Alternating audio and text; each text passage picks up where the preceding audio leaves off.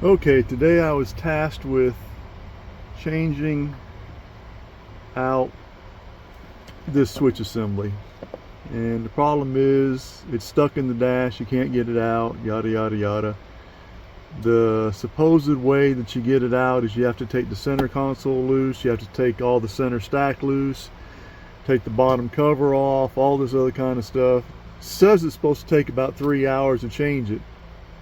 And what I did, I looked up behind it and I could see the back of the switch, put my hand on it, but I couldn't get to the stops on it.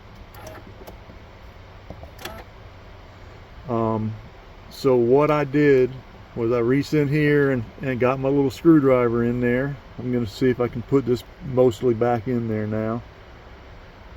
I got my little screwdriver in there and it was stuck. It wouldn't come out.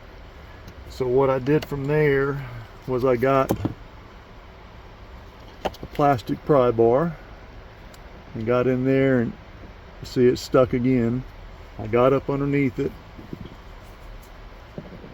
got a thicker pry bar and went up like that and popped it right out. And then all we got to do is we got to pull this red latch back, push this in, pull it out, and I'm going to leave everything sitting here ready and waiting for the new switch. It should be here any minute, and then I'll put it in and see if there's any difference. When I looked at the pictures online of the new switch, it looks a little bit different than this, is the way it latches in there.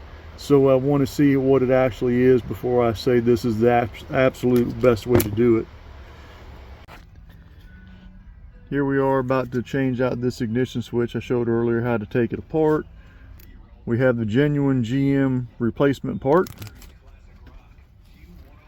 new switch, and we're going to go ahead and see about getting it stuck in there.